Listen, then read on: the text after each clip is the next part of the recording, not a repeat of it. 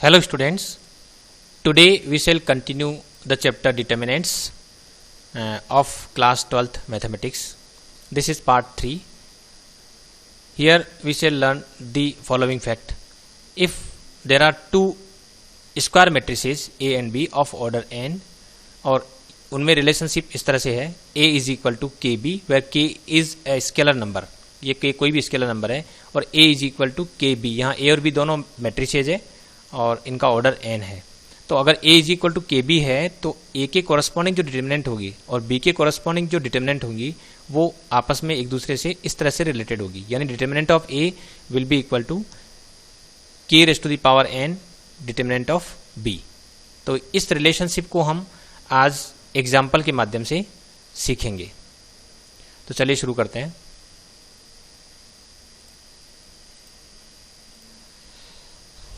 वो ये जो रिलेशनशिप है, इस रिलेशनशिप को मैं ऐसे भी लिख सकता हूँ। यदि मान लीजिए कोई मैट्रिक्स है हमारे पास A है, A कोई स्क्वायर मैट्रिक्स है, ये A कोई स्क्वायर मैट्रिक्स है और ये जो मैट्रिक्स है इसका जो ऑर्डर है वो मान लीजिए n है। तो ऐसी स्थिति में यदि मैं इसको K से मल्टीप्लाई करके यदि मैं ये फाइंड आउट करता हूँ, यानी पावर n फाइंड आउट करता हूँ, तो एक तरह से क्या होगा कि ये जब K बाहर निकलेगा तो K raise to the power n determinant of A हो जाएगा। ये जो टेक्निक है ये वाली, इसी को हम एक तरह से इसमें प्रूव करने जा रहे हैं, क्योंकि यहाँ पर जो लिखा हुआ है वो A is equal to K raise to the power B था और यदि मैं दोनों तरफ का डिटर्मिनेंट लेता हूँ तो मेरे पास स्थिति ये आ जाती है, इस तरह से है। और इसकी जो वैल्यू है यदि मुझे फाइंड आउट करनी है, यहाँ n नहीं है, इस n को मैं रिमूव कर देता हूँ, ये n नहीं है, यानी कि यदि कोई डिटर्मिनेंट A है और यदि K raise to the K A है उसका डिटर्मिनेंट फाइंड आउट करना है तो K raise to the power n determinant of A हो जाएगा। जैसे यहाँ A is equal to K B है तो डिटर्मिनेंट दोनों तरफ का ले लेंगे तो ये स्थिति आ रही है। अब इस स्केलर नंबर को यदि हम बाहर निकालना चाहते हैं, हम चाहते हैं कि ये जो है इस डिटर्मिनेंट का जो साइन है, वर्टिकल लाइन है, इससे ये बाहर आ जाए, तो इसको बाहर लेने के लिए K को बाहर जैसे निकालेंगे इस पर पावर जो है, ये जो ऑर्डर होता है इस ऑर्डर के बराबर हम पावर इस पर अप्लाई कर देंगे। तो ये जो टेक्निक है, इस टेक्निक को हमें सीखना है कि ये वर्क क्यों करती है, why this particular technique work. इसके लिए हम एग्जांपल ले लेते हैं, वहाँ से आपके समझ में आ जाएगा कि ये किस तरह से होता है। जैसे मान लीजिए मैं कोई डिटर्मिनेंट लेता हूँ और ये डिटर्मिनेंट जो है, सपोज ये डिटर्मिनेंट है और ये वाली इसकी वैल्यू इस तरह से है 2 4 6 8 है, ये कोई डिटर्मिनेंट है।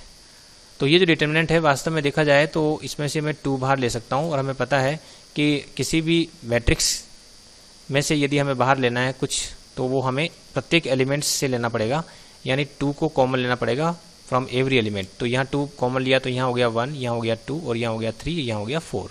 तो एक तरह से ये जो A है वो ट्वाइस ऑफ B के इक्वल है और यहाँ B इसके बराबर है।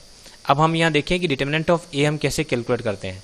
तो डिटर्मिनेंट A जब कैलकुलेट करेंगे तो ये डिटर्मिनेंट A तो हमारे पास ये आ रही है 2 4 6 8 और इसकी वैल्यू जो है हम फाइंड आउट करें तो ये हो गया 2 8 जा 16, क्योंकि हमें जो है सबसे पहले तो इसके जो ये वाले एलिमेंट्स इनको मल्टीप्लाई करना है और उसके बाद जो है इसके ये वाले एलिमेंट्स मल्टीप्लाई करके बीच में माइनस का साइन रख देना है। तो यहाँ हो गया 2 8 जा 16 और ये हो गया 24, तो ये वैल्यू आ रही है माइनस के 8। और यहाँ पर यदि मैं ये वैल्यू फाइंड आउट करता हूँ तो ये तो हमारे पास केवल सिंपली इतना सा है 1 2 3 4 और यहाँ कैलकुलेट करेंगे तो यहाँ तो हो गया 1 4 हो गया और ये 3 2 जा 6 यानी माइनस के 2 आ रहा है। तो यहाँ हम देख रहे हैं कि यहाँ A इज इक्वल टू तो 2 भी था, लेकिन जब हमने डिटर्मिनेंट देखा और इसकी जो डिटर्मिनेंट की वैल्यू देखी तो इसमें जो रिलेशनशिप है वो यहाँ पर 2 स्क्वायर है, यानी कि जो डिटर्मिनेंट B आ रहा है इस डिटर्मिनेंट B को 4 से मल्टीप्लाई करें तब जाकर डिटर्मिनेंट A आ रहा है। तो एक तरह से देखा जाए तो A is equal to 2B, तो determinant of A will be equal to 2 square determinant of B। और यहाँ जो ये स्क्वायर आ रहा है, ये वाला जो है, ये जो पार्ट दिख रहा है, ये पार्ट वास्तव में देखा जाए ये वाला हिस्सा, तो ये क्या है, ऑर्डर ऑफ A और B है, ऑर्डर ऑफ A या फिर ऑर्डर ऑफ B ये है। तो एक तरह से यदि इसका ऑर्डर 3 होता तो यहाँ 2 रेज़ टू द पावर 3 हो जाता, क्योंकि यदि यहाँ 2 है तो ऐसी स्थिति है। अभी इन जनरल देख रहे हैं हम, मान लीजिए कि ये कोई डिटर्मिनेंट है और सपोज उस डिटरमिनेंट को ले लेता हूँ मैं, एक्स है, एक्स रहने देते हैं, वही हम वापस जो है सिंपल ले लेते हैं, नाम टिपिकल नहीं लेते, सिंपल नाम ले लेते हैं। सपोज जैसे मैं नाम ले लेता हूँ, कोई डिटरमिनेंट ली, सपोज बी ले ली, और इसके जो एलिमेंट्स है वो इस तरह से हैं, B11, B12, B13, 21, यहाँ लिखेंगे 21, तो इसके एलिमेंट्स हो गए 21, B22, ये एलिमेंट है। और एक हम इसको k से मल्टीप्लाई कर देते हैं, एक आ जाएगा हमारे पास k टाइम्स, तो यहाँ पर जो मैट्रिक्स बन रहा है वो है k B11, k B12 और k B21 और यहाँ हो जाएगा k B22, तो ये हमारे पास KB है। अब हम जो है एक तो इसकी वैल्यू फाइंड आउट करते हैं, डिटरमिनेंट ऑफ B कितनी आती है। तो डिटरमिनेंट ऑफ B तो हम B11, B12, B21 और B22 यहाँ पर जो है इसको एक्सपेंड करके निकाल सकते हैं। और एक्सपेंड करने का जो तरीका है वो पहले जो था वही है, पहले इनको लेना पड़ेगा और उसके बाद में जो है हम इसको ले लेंगे। अब इस तरीके से जो एक्सपेंड करेंगे तो यहाँ पर ये तो आ जाएगा B11 इंटू B22 और यहाँ जब मल्टीप्लाई करेंगे तो ये हो जाएगा B21 इंटू B12, ये तो हुआ डिटरमिनेंट ऑफ B। अब यदि हम k टाइम्स ऑफ B जो है इसकी वैल्यू फाइंड आउट करते हैं तो इसके लिए हमें ये जो k B11, k B12, यहाँ पर k B21 और यहाँ k B22, इसको हमें कैलकुलेट करना पड़ेगा। और इसको कैलकुलेट करने के लिए भी टेक्निक वही रहेगी कि पहले हमें इसको मल्टीप्लाई करना है, इसके बाद फिर हमें इसको मल्टीप्लाई करना है। तो यदि हम ऐसा करते हैं तो पहले आएगा k B11 को जब इससे मल्टीप्लाई करेंगे तो ये हो जाएगा k स्क्वायर B11 B22, फिर माइनस जब ये मल्टीप्लाई करेंगे तो k स्क्वायर और ये B, ये क्या था B21 था, तो B21 और B12 ये आ रहा है। और यदि हम इसको आगे इसमें देखिए तो k स्क्वायर कॉमन आ रहा है और ये जो बचा हुआ पार्ट है वो हम देख रहे हैं यहाँ पर कि जो बचा हुआ पार्ट है और ये जो वैल्यू है दोनों सेम है। यानी हम यहाँ ये समझ सकते हैं ये जो वैल्यू आ रही है, ये जो वैल्यू मिल रही है, एक तो ये वैल्यू और ये वैल्यू दोनों सेम है। जब दोनों वैल्यू सेम है तो डेफिनेटली हम ये कह सकते हैं कि ये जो है k स्क्वायर टाइम्स यही हो गया और यहाँ ये था KB और ये इसका मतलब हुआ यहाँ जो 2 आ रहा है ये k स्क्वायर आ रहा है, वो वास्तव में इसलिए आ रहा है क्योंकि ये 2/2 ऑर्डर का था, तो जब मल्टीप्लाई किया तो यहाँ k स्क्वायर बैठा। तो ये जो 2 आ रहा है this is the order of matrix B, ये ऑर्डर है। तो अगर ये B का ऑर्डर जो है अगर n होता तो यहाँ k⁻n आ जाता, लेकिन यहाँ पर जो है ये जो B है इसका ऑर्डर 2 है तो यहाँ k⁻2 आया है। तो ये यहाँ से समझ में आ रहा है कि वास्तव में जब हम किसी डिटरमिनेंट को, किसी मैट्रिक्स को, कोई मैट्रिक्स है, सपोज ये मैट्रिक्स है और उस मैट्रिक्स को यदि मैं k से मल्टीप्लाई करके फिर इसका डिटरमिनेंट लेता हूँ और उसमें इस स्केलर नंबर k को यदि मैं बाहर लेना चाहता हूँ तो इसकी पावर n हो जाएगा और ये ऐसे। और यहाँ जो n है this n is the order of matrix P। ये तो इन जनरल है लेकिन हमने यहाँ 2/2 ऑर्डर के लिए इसको प्रूव किया है, इसको मैं फिर बार बार लिख रहा था। अब मैं जो है अब अपन ले लेते हैं, मान लीजिए कोई डिटरमिनेंट है और ये डिटरमिनेंट है किसी स्क्वायर मैट्रिक्स के कॉरस्पॉन्डिंग। मान लीजिए ये A11, A12, A13, A21, A22, A23, A31, A32, A33, ये कोई डिटरमिनेंट मैट्रिक्स है। अब इस मैट्रिक्स के कॉरस्पॉन्डिंग जो डिटरमिनेंट है वो हम लिख सकते हैं, ये डिटरमिनेंट। तो ये डिटरमिनेंट हो जाएगी हमारे पास A11, A12, A13, A21, A22, A23 और यहाँ A31, A32, A33, ये डिटरमिनेंट हो गई।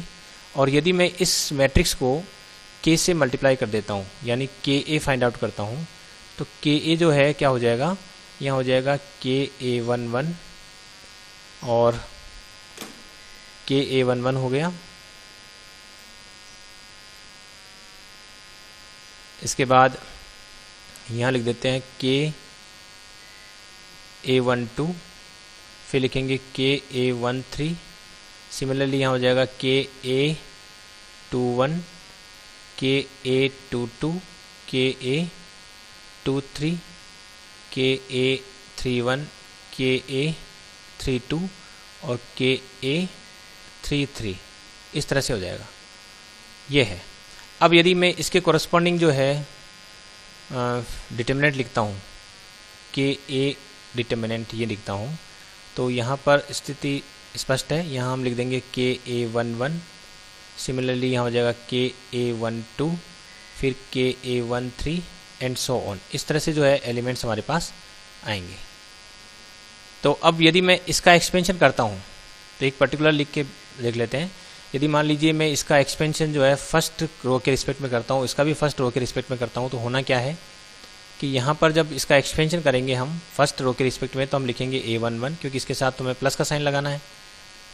और फिर हम जो लिखेंगे ये A22, A23, A32, A33 और इसी तरह से जो है बाकी कुछ एलिमेंट्स और आएंगे। और इधर यदि मैं इसका एक्सपेंशन करता हूँ तो यहाँ होगा KA11 और फिर मुझे जो डिटर्मिनेंट लिखना है वो डिटर्मिनेंट में जो वैल्यूज आएगी वो यहाँ से आएगी। डिटर्मिनेंट से जो वैल्यू आएगी वो हमें मिलेगी यहाँ से, यानी ये वाली वैल्यूज हमें आनी है, क्योंकि यहाँ भी ये वाली वैल्यूज ही हमने लिखी है इसके कॉरस्पॉन्डिंग। इसके कॉरस्पॉन्डिंग ये लिखी है, बाकी इसके कॉरस्पॉन्डिंग हम ये लिखेंगे, 2 वैल्यू ये और 2 वैल्यू ये। तो ये आइडिया देने के लिए है बस कि यहाँ पर अगर KA11 लेते हैं तो इसके कॉरस्पॉन्डिंग रो और कॉलम को हम एलिमिनेट करके ये जो 4 वैल्यूज़ है हम यहाँ लिख देंगे। तो ये 4 वैल्यूज़ कौन कौन सी होगी, यहाँ वाली होगी, तो इसमें ये K टाइम्स होगा निश्चित ही। यहाँ पर क्या है, ये K टाइम्स ऑफ A22 होगा, यहाँ K टाइम्स ऑफ A23 है। तो सिमिलरली यहाँ K times of A22, K times of A23 और इसी तरह से यहाँ K टाइम्स ऑफ A32 और यहाँ K टाइम्स ऑफ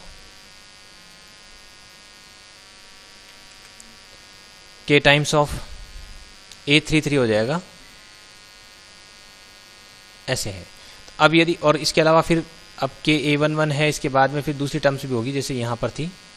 तो अब यदि हम एक्सपेंड करते हैं तो यहाँ KA11 और इसको जब एक्सपेंड करेंगे तो K² टाइम्स आएगा A22, A33 और फिर यहाँ फिर से आएगा तो K² टाइम्स A32, A23 आ रहा है, इस तरह से आ रहा है। और इसमें से हम K² कॉमन ले लेते हैं तो यहाँ K³ हो रहा है और ये A11। अच्छा, इसमें बाकी टर्म्स भी आएगी, जैसे यहाँ ये तो KA11 के कॉरस्पॉन्डिंग है, फिर KA12 के कॉरस्पॉन्डिंग, इस KA12 के कॉरस्पॉन्डिंग और KA3 के कॉरस्पॉन्डिंग भी इसी तरह से सिमिलर टर्म्स आएगी। और इसमें से जब हम ये कॉमन ले लेंगे तो हमारे पास ये स्थिति आ रही है A22, A33 और यहाँ हो जाएगा A32, A23 और इसी तरह से बाकी टर्म्स आएगी। लेकिन यहाँ हम देख रहे हैं कि ये जो बाकी टर्म्स, ये वाला जो पोर्शन है और ये जो पोर्शन दिख रहा है, यहाँ इसको सोल्व करते हैं। मान लीजिए हम A11 और ये आ जाएगा A22, A33 minus A32, A23, ये जो आ रहा है, यहाँ जो A23 आ रहा है और यहाँ भी सेम आ रहा है और फिर कुछ टर्म्स और आएगी। तो ये तो है स्थिति इधर से जब हम इसकी वैल्यू फाइंड आउट कर रहे हैं, और एक स्थिति है इस तरफ से जब हम KA की वैल्यू फाइंड आउट कर रहे हैं। हम यहाँ देख रहे हैं कि ये जो पोर्शन है, ये वाला पोर्शन पूरा, और यहाँ जो पोर्शन दिख रहा है ये वाला पूरा, ये सेम है।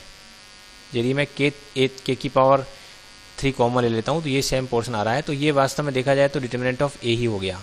और इधर चल रहा था हमारे पास KA डिटर्मिनेंट, ये वाला पोर्शन चल रहा था। यह हम समझ सकते हैं कि ये जो वैल्यू आ रही है वो ये वाली वैल्यू ही यहाँ हम कैलकुलेट करते करते यहाँ तक पहुँच रहे थे। तो इसकी वैल्यू सोल्व करते करते हम यहाँ तक पहुँच गए हैं।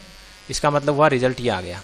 और ये रिजल्ट ये शो कर रहा है कि यदि K टाइम्स कोई डिटर्मिनेंट है और उसका डिटर्मिनेंट लेते हैं, K टाइम्स कोई मैट्रिक्स है और उसका डिटर्मिनेंट लेते हैं, तो K को यदि हम डिटर्मिनेंट के साइन से बाहर निकालते हैं तो वहाँ पर जो है ये पावर लगेगी। और ये जो पावर है, this power actually the order of, this is the order of matrix A। यहाँ जो मैट्रिक्स A है उसका ऑर्डर 3 था, तो यहाँ पर ये पावर 3 हो गई। कभी ये मैट्रिक्स का ऑर्डर 2 था तो ये पावर 2 रही, जैसा कि हम ऊपर देख रहे हैं। तो ये टेक्निक आपको ध्यान में रखनी है। यदि कभी भी किसी भी मैट्रिक्स है और उसको यदि k टाइम्स कर देते हैं तो जो कॉरस्पॉन्डिंग डिटर्मिनेंट है वो k⁻n टाइम्स हो जाती है।